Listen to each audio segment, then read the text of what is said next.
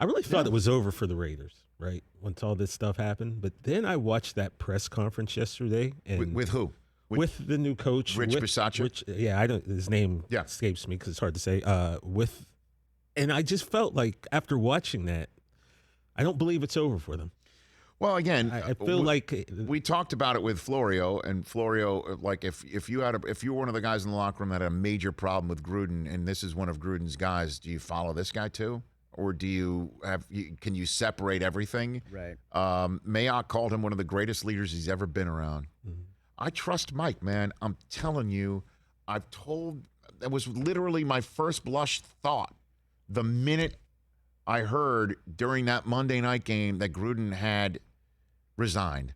And I thought to myself, this is the right guy for the job. Certainly if the owner is not going to talk.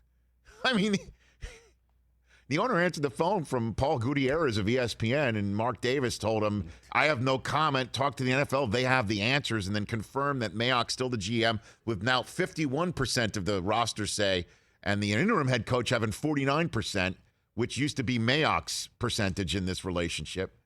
Mark Davis has to speak, right? What are we I think so, but for? clearly he doesn't feel that need. What are we waiting But Mayock's the one who went in front of the cameras yesterday and mentioned the history of diversity and inclusivity that Al Davis had created in the Raiders organization. Don't forget, the Raiders are the first team to have the first ever Hispanic man as a quarterback in the NFL, who also turned into be the second head coach of Hispanic descent in the history of the NFL as well, and Tom Flores.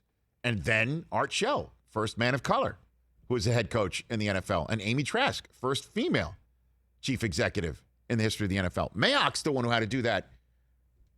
I'll be honest with you. If it was my dad who had put all that out there, I'd pound the table for him. But obviously, I would imagine Mark Davis is shocked and completely embarrassed by what happened with Gruden and angry. Clearly, if he's saying the NFL's got all the answers. So he's channeling that part of his dad, saying, ask the NFL. They stink, which is what Al Davis used to say a lot, much to Rozell's dismay and everyone else who's been the commissioner when he was alive. But, Mayock's the right guy. He stood up there and he talked about that stuff. And he talked about how there's a lot of feelings in the locker room, and we'll deal with it. And Bisaccia is one of the greatest leaders that I know. And, he feels for Gruden's family, who must be totally shocked and distressed about what's happened in the last week. And I'm sure they're angry, too.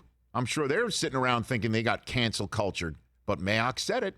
You got to have responsibility for your actions, too, and your words, which, as you know here on this show, I say and have said matter.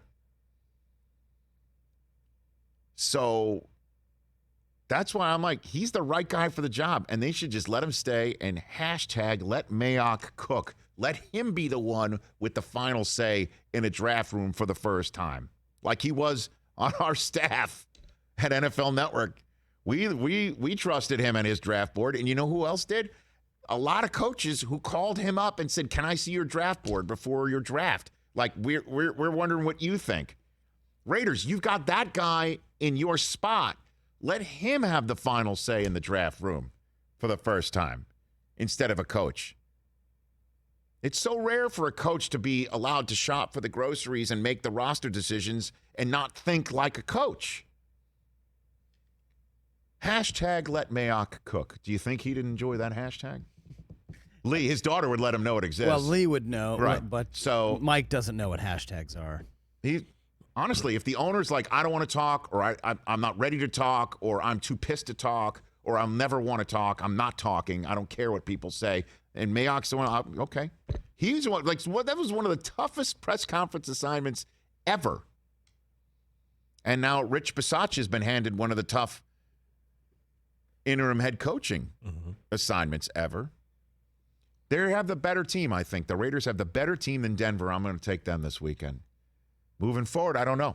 This is what we call uncharted waters. That's what we call them. Hey, you watched all the way to the end. Thanks for that. Watch more right here.